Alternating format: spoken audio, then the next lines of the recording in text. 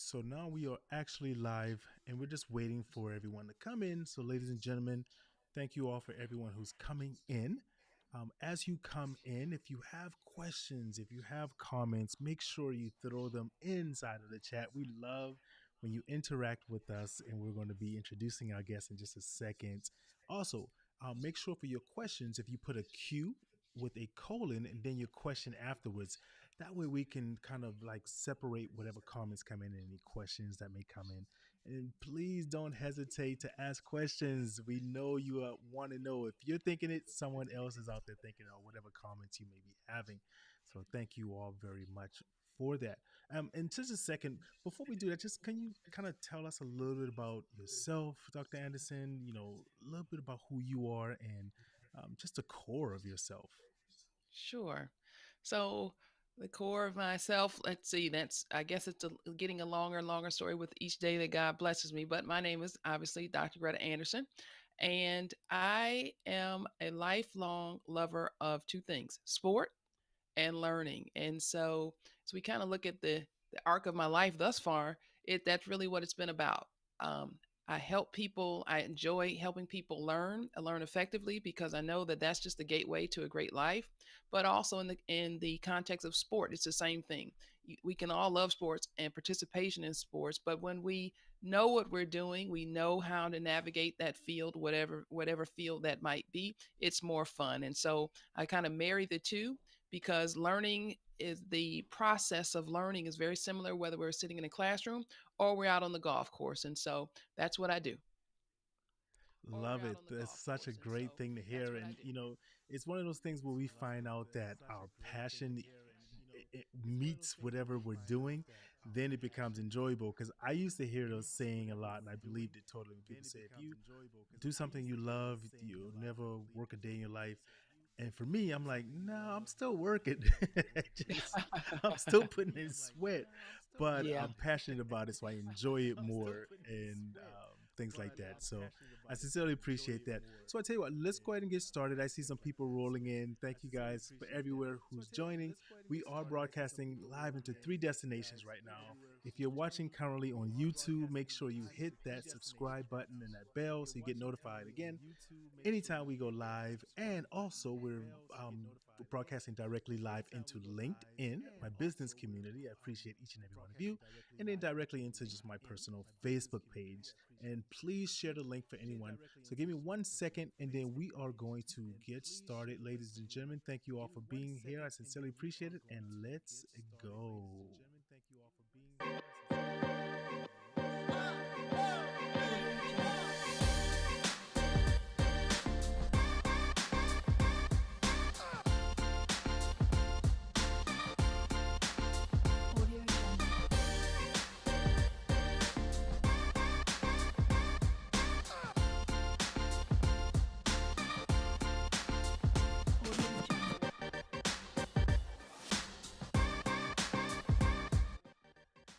Yes, ladies and gentlemen, thank you all for being here again to another episode of J1Q, the podcast that is directly dedicated to bringing inspiration, dedication, and helping you scale from where you're at to where you want to go. I appreciate all of my J1Qers out there, and thank you especially for being here. Yes, you. My wife always tells me if no one was listening, I probably would still be talking, but I appreciate you for listening because that makes it more enjoyable. Today's guest we have coming on, I told you a little bit earlier, is Dr. Greta Anderson. I'm extremely excited about this because I know nothing about golf except what I have watched, and I love learning new things. And some of my listeners even messaged me and said, "But when I did the intro, said, but you live on the golf course, yeah, but I've never played it. But I'm gonna go get a putter." We talked about that earlier, Dr. Greta and I. But that's one of the most important things to have in that bag, and I'll work my way up to getting extra pieces, right? So, without any further ado, ladies and gentlemen, let's go ahead and jump right into it with my guest, Dr. Anderson. Hello, how are you doing? Hello. Hello. It is so nice to be here. I'm doing great. Thank you. Thank I you for having love it. me. Yes, absolutely. Thank you for being here. It's one of those things where I love pushing my boundary, right? When I first started this podcast, I was just like, oh, let me just do it. It was helpful, it was therapeutic. And then as I started doing it more, I saw that people were like listening and reaching people. And I was like, well, I could bring other messages on because for my whole concept, and everyone knows my podcast is dedicated to black and brown and minority and underclass people. But I also believe that I don't care who brings the information.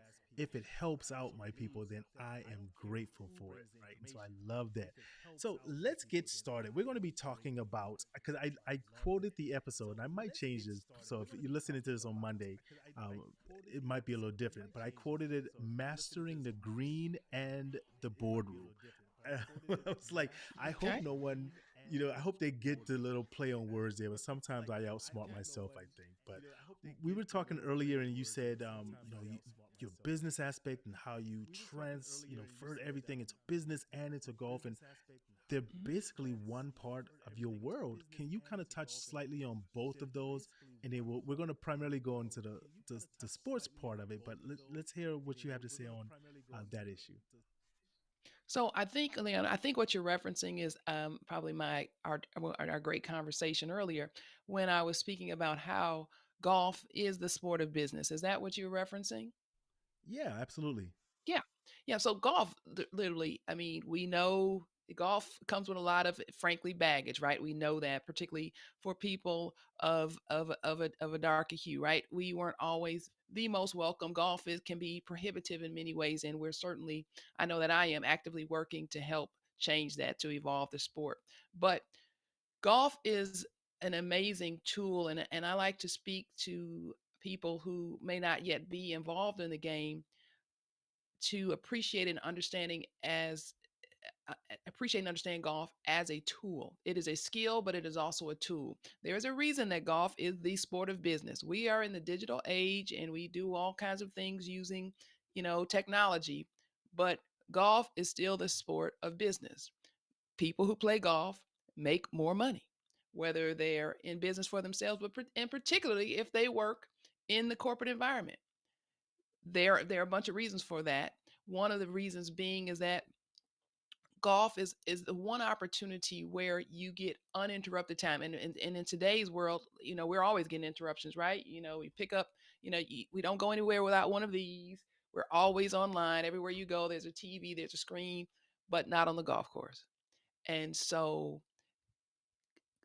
the connection that golf creates among golfers, which is, I won't say weird, it's almost magical in many ways. And I know that sounds ethereal and all that good stuff, but it really is. It's just a powerful tool, and we can go on and on. And I can go in depth about it.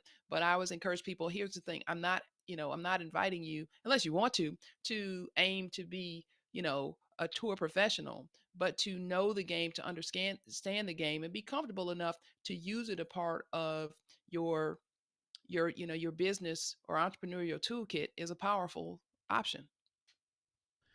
It's one of those things when you say that and you were talking about the ethereal thing, and I hear this so often from people who do play it, right? Because I live in a golf community, and every morning I see people. It's so funny because we have Yep. golf carts just on the road and everything. And I Yeah. tell my wife, Yeah. I'm like, you know what? If I don't play golf, I'm gonna get a golf cart The just to carts are ride, pretty right? cool, aren't they? Carts are pretty cool. Yes, and they got some fancy ones and everything, Oh, and I love it. tricked out. Yeah. So, but one thing I hear about it, because you were saying that relaxation, that they don't have that phone out there, and it's intentional, right? It's almost like that. Hey, this is my time away from technology, my society, or whatever Yes. time frame Yes. we're out there. As I talk to my neighbors and stuff, it's almost like just a peace of mind. And I think for me, it would frustrate me because I'm just like, man, not even the fact of I can't get the ball in the hole. Let's or it goes into the marsh or whatever, right?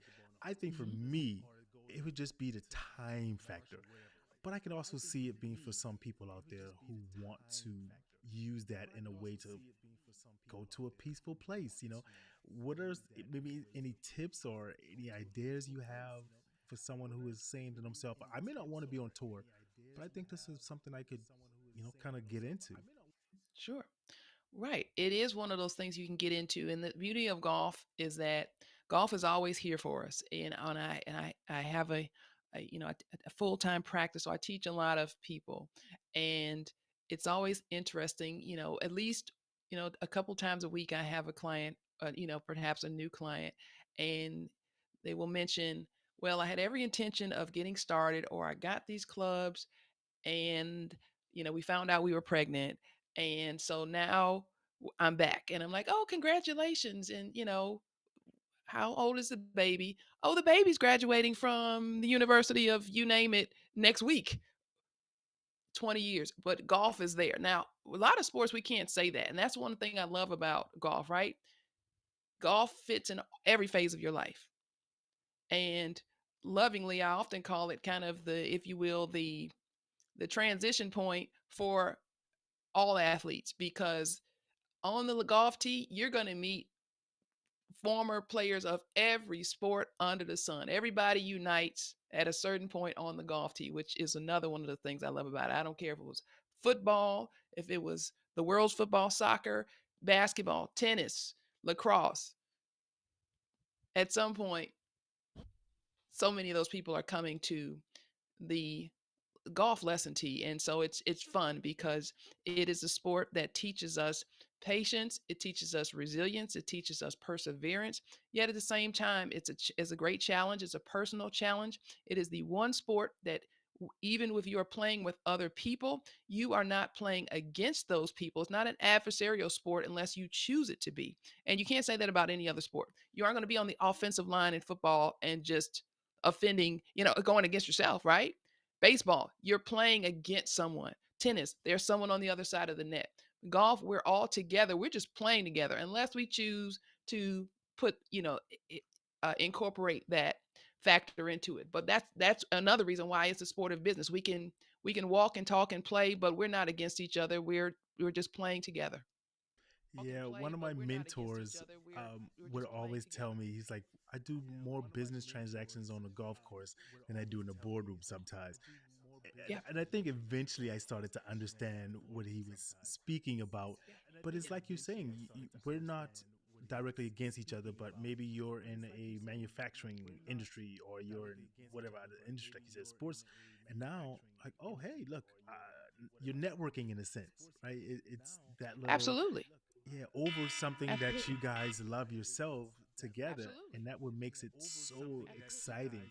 And so now, can you kind of share your story? Because I know there's some people out there, and I saw a question that come up, and we'll probably get to that in a sec. Well, actually, I'll just go ahead and kind of mention it out. Someone wanted to know, what would you recommend as a starting point for someone who wants to learn the sport? And I guess I was going to tie that into what I was asking you. Can you tell your journey into it? Because someone might be thinking, "Oh, you were athletic already. You had, what it took." But can you kind Mhm. of share that and maybe answer that question as well? Sure.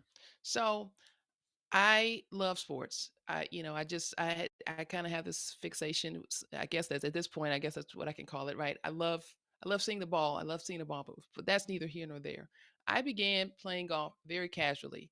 I was not, I'm guessing that for many of us, the golfers that we've met, they that are you know proficient in the sport. Oftentimes, it seems like they've been playing forever. They're a member at a fancy club. All of those types of things. I picked up a club as a kid, but very casually. I'm gonna guess if I think hard. I mean, I probably picked up a club maybe a few times a year. I mean, very infrequently. I was a tennis player. I grew up playing competitive tennis. So golf was something I picked up a club. My dad has played golf most of my life. Obviously he was busy with his career, raising a family, so he didn't have a lot of time to play golf. But I would sneak around to the driving range with him, and he would go. Most of the time, I was just hanging out with my dad, not playing golf. So I was around, but it wasn't until I was in I was in graduate school, and I began to kind of have a little bit, kind of see this could be kind of fun. But I like I like striking a ball, so I like to strike a ball and make it fly. I like doing that. Hence the tennis, hence the golf, that type of thing. And it was as I got into graduate school, I began playing a little bit more, playing, with frequency, and said, let me kind of spruce up my skills. And when I got into my corporate career as a young consultant, a young researcher, that the value of skill set became apparent. I wasn't even thinking it was that big of a deal. My director at the time, was kind of in a jam and she needed someone to go play in this event with one of our big clients. And so she was like, I remember she walked in and she was like, does anyone play golf? And I was like, well, I mean, I can bounce it around a little bit. And she was like, okay, great. You're off to, I think we were out west or something like that. And I'm like, okay, fine. Well, we won the tournament. Played with the client, we won the tournament. And that was the career changer because I remember her coming back and going like, "Why didn't you tell me that you played golf?" I was like, "Cause you didn't have. I mean, had never thought about it." And as a junior consultant, I remember my those all of a sudden my assignments changed. I mean, I was happy. I mean, I was enjoying my job and everything like that. But I remember that first couple years, I like had an assignment. I think I was like literally this is January, and I'm like in South Dakota, good project and everything like that. But then your boss realizes you can play golf, and all of a sudden I'm at the beach. Things changed. Doral, life changed, and so the ability to use that tool to just to have conversation, to create dialogue, to build relationships with clients, prospective clients, to be kind of in that seat where my boss could then just do the talking, the deal while I hit the ball. Hey, it was, it's teamwork. And so it's a business tool and a skill. That's why I always say, like, hey, I mean, it's that put me in positions where I wouldn't be as a young professional, except I had that skill in my tool set. It's just as if I was fluent in you choose the language, and we needed to have meetings or develop client relationships in the country where that was the native tongue. You're going to take that person, right? You're going to be on the team. Same thing.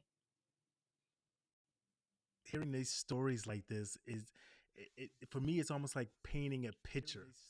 It's like I'm getting to see and to hear, but when you're talking it, I'm like, yep, I can see that. Right here, you are, out on the Mhm. course, and you're doing what you do, and you're still conducting, I guess, business. Was it business? But you're still conducting this everything that's going on. Sure.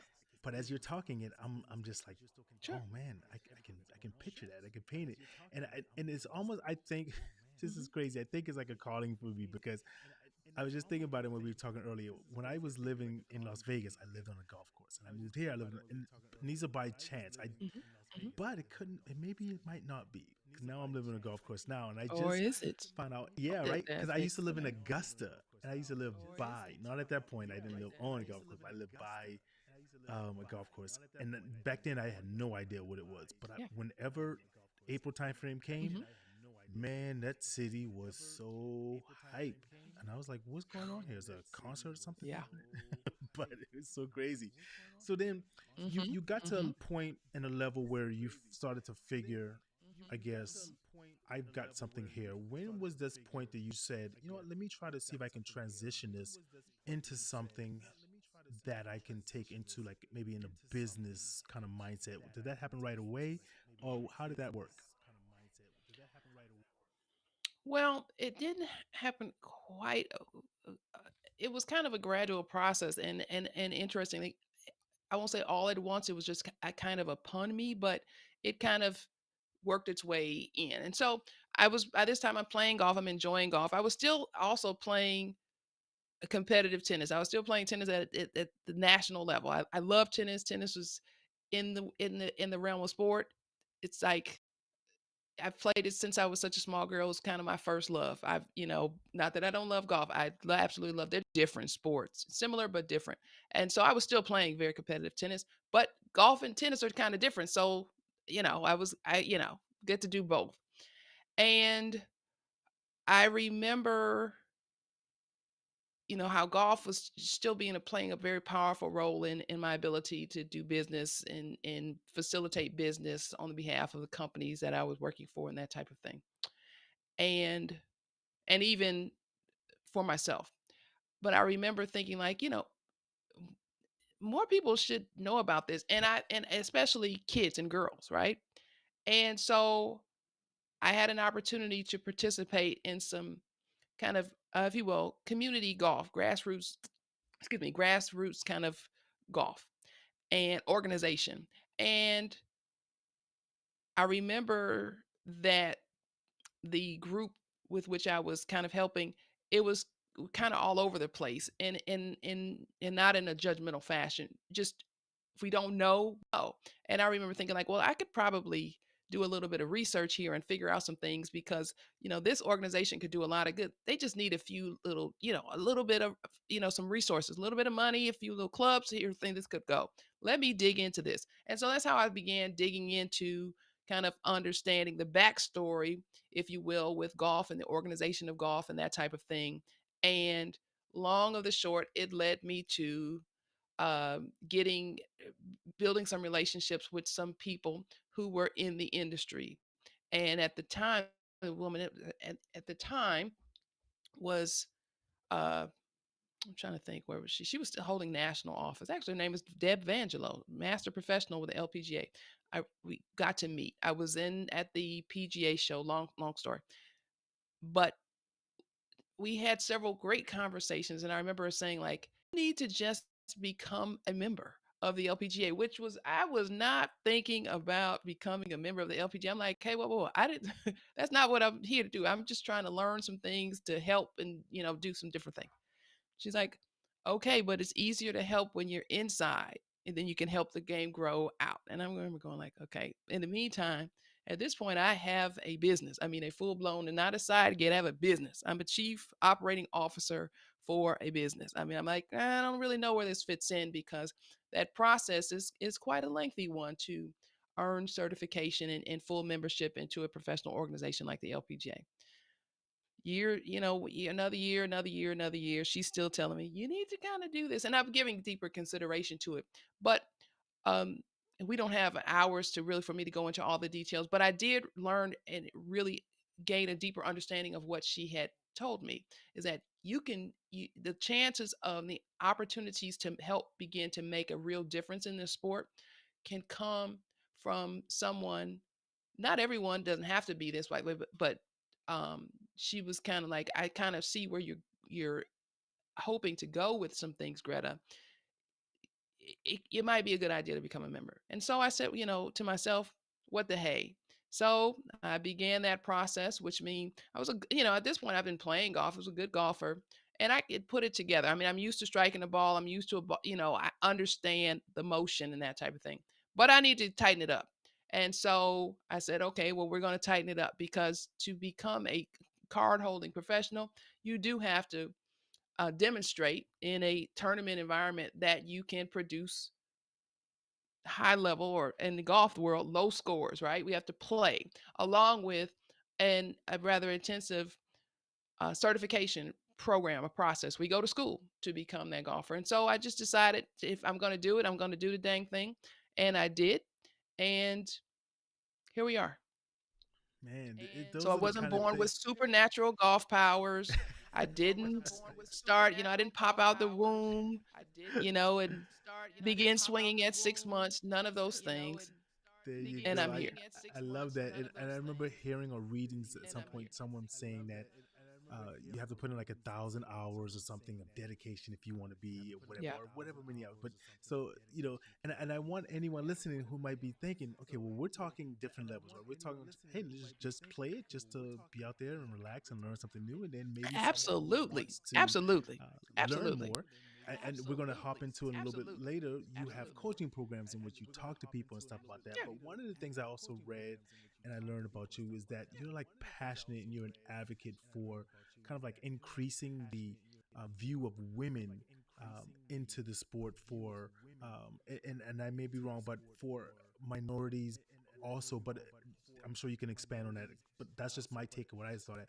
But where did that passion come from? Because I can kind of see that in some sports or some industries, someone is so passionate for trying to include women in something, but golf has a whole section for women, almost like NWBA or NBA and WNBA, right?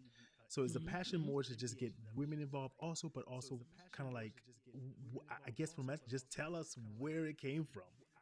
Sure. Well, I think that part one is that's a multifaceted question, and I won't take all day with my answer here, but yes. So the I think you mentioned that there's a whole part for women, and that I'm guessing you're speaking of the Ladies Professional Golf Association, the LPGA, of which I am a proud member, which is also, people don't know this, the oldest professional sports association in the world. Oldest, women's exclusively, started by women for women. And so there's that. But the reason that I am just so passionate about it is because, despite the fact that the LPGA has been around and women have been around since the beginning of time, we know that women have not been very welcome in golf, let alone women of color. And all things considered, we're still very much in the game at a very small level. As I always say, like, I am, this is my one of my great hopes that down the road, you know, way down the road, there's some, she's a little girl right now, right? She's a little something right now. I want her to be, silvered haired and seasoned, and I want her to be able to say, like, I can't, and I'm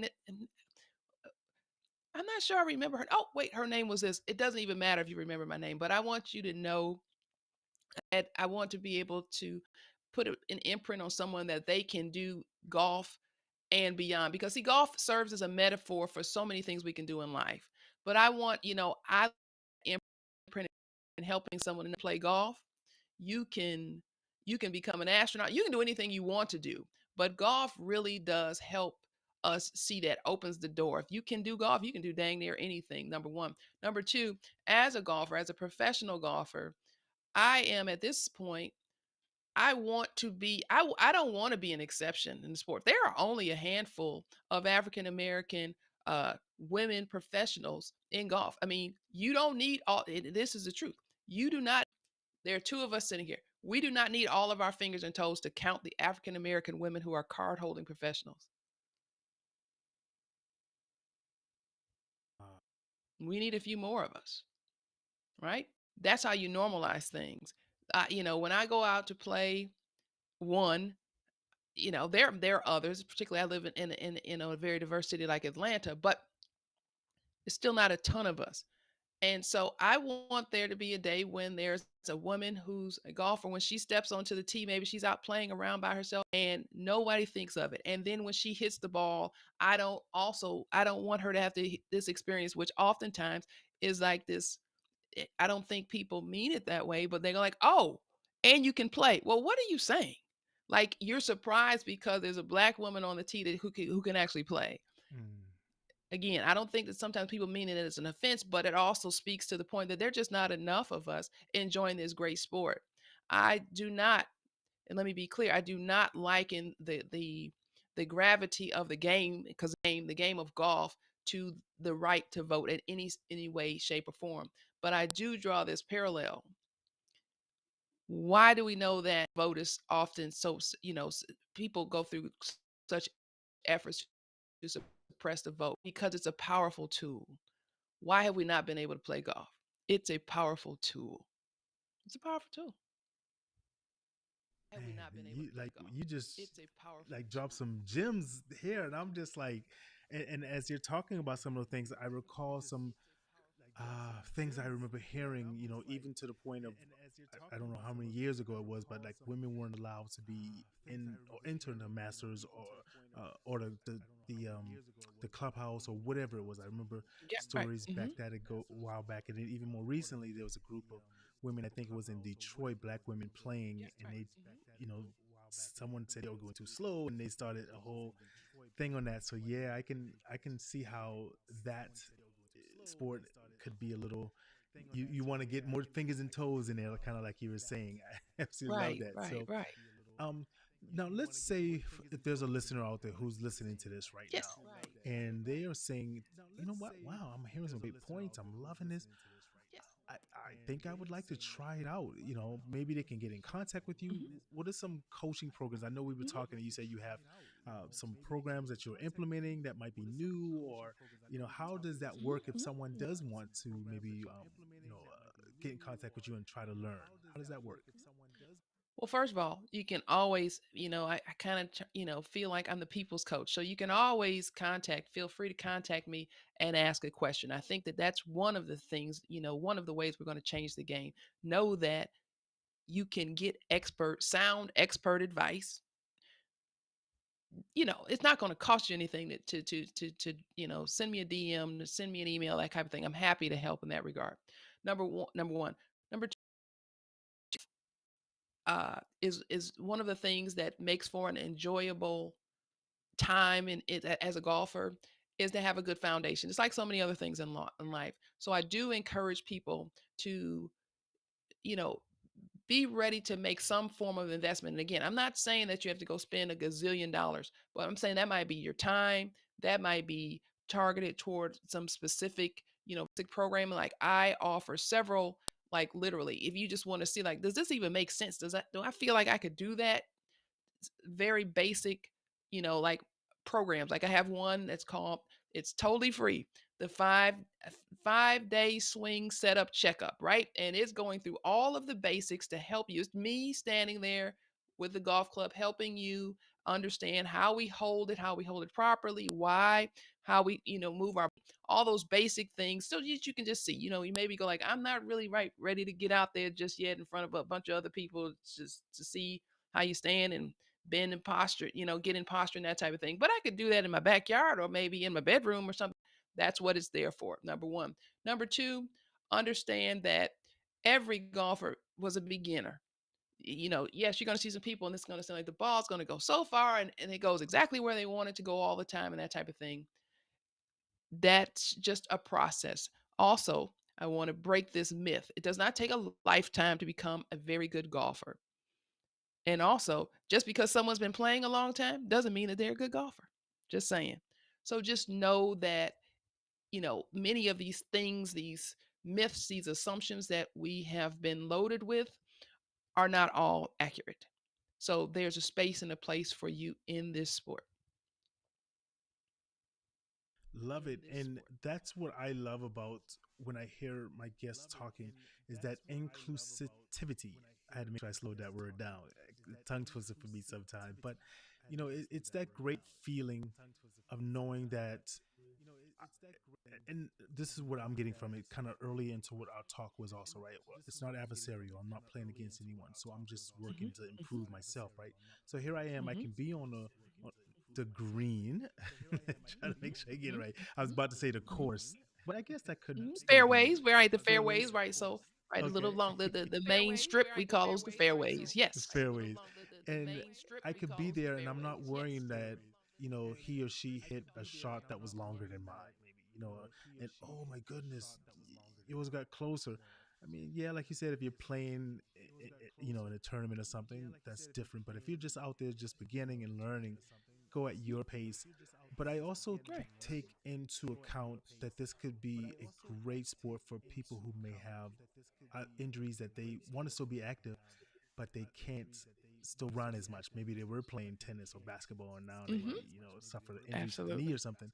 Hey, you can still walk, or drive that nice tricked out golf That's cart. right. That's right. That's So, right. Right. Right. have you That's right. seen that? Have you dealt with people? Because I remember seeing on your site once there was someone who did a testimony and said that their hand was hurt and and they couldn't use it or something like that. Can Right. you talk a little bit about that? And then we're going to get ready to start to wrap things up. Sure.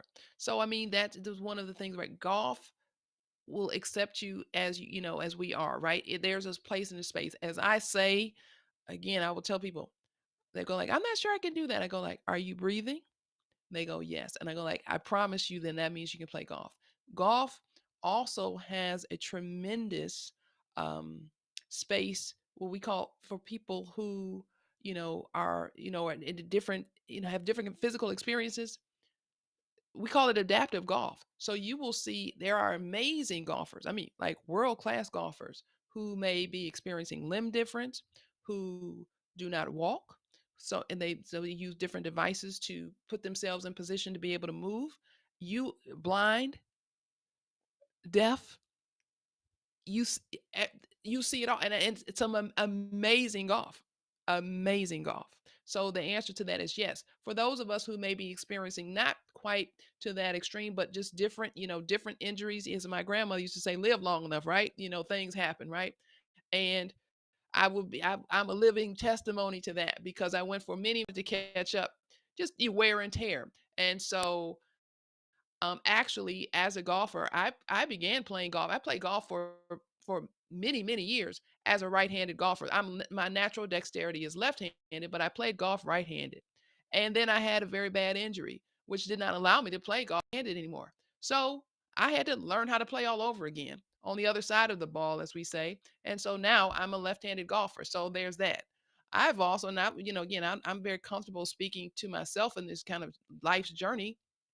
I've had two hip replacements. So, and those, some have been on my lesson tee have seen me in the past, kind of 18 months and know that it's been a process because it's been real. And so, but I've still been swinging and hanging and everything like that, not running down the fairways, but walking and that type of thing. So know that there is a place for you. And so between bad knees, bad ankles, bad hips, have seen it all. And so that's one of the important reasons why it can be very important to put your faith and trust and with your development with someone who knows what they're doing, because there's, as I like to say, there's a swing for everybody. There's a swing for every body, physical body, because we're all going to look just a little bit different.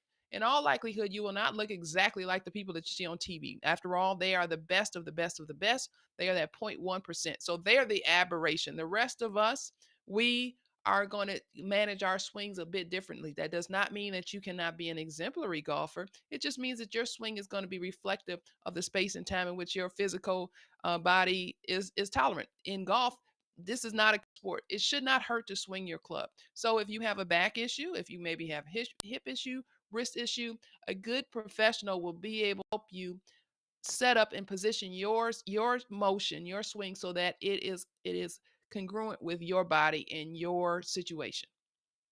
I absolutely love hearing all of that. And then now, ladies and gentlemen, we are, for all of our listeners, and we'll spell it out. And for the viewers, you can see we're at Dr. Greta's webpage.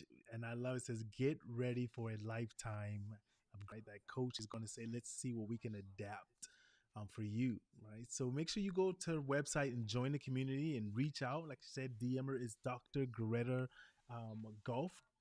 I'll let you do it. Can you tell the listeners Yeah. Yep. It's where to go? Dr. Greta Golf. Sure. Dr, like, Dr. Dr. Greta, Greta, golf.com. That's my website. On to the internets and social media platforms, that's my handle, Dr. Greta Golf.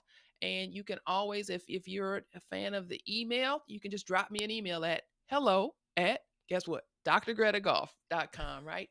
And so again, I'm very happy to help. I'm hoping that you want to learn. There are all types of ways, and I'm excited.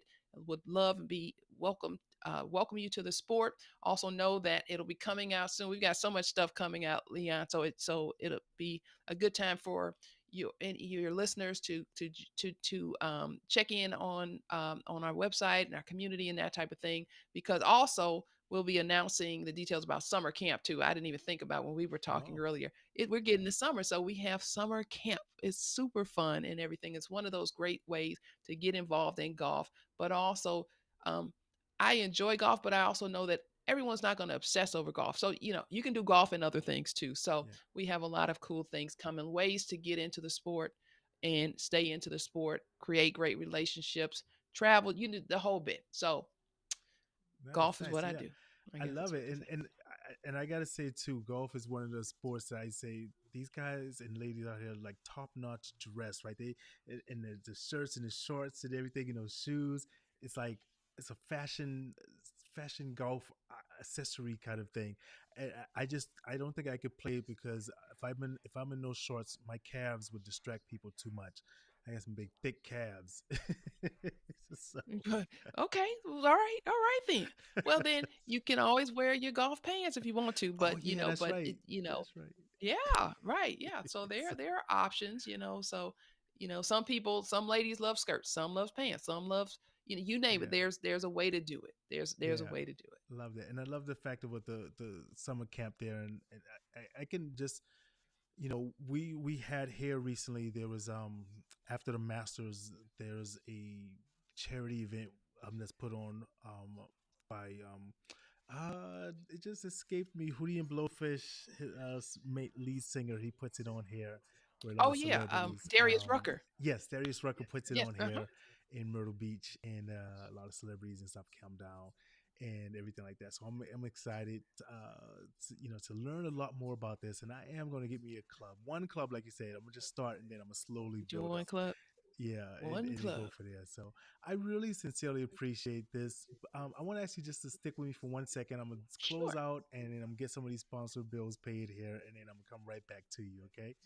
Thank you Sure. so much, very much. 1 second here. So, ladies and gentlemen, thank you again for tuning in to another episode of J1Q. Just one question. That podcast strictly dedicated to you, helping you bring information, scaling, giving you what you need for when you want it. I appreciate that. And remember, this episode is being brought to you by Hustle 77. For those whiskey drinkers out there who grind, you deserve to relax. Why not relax with a nice, smooth glass of Hustle 77? Thank you so very much. And remember, as I always say, keep living while you are still alive.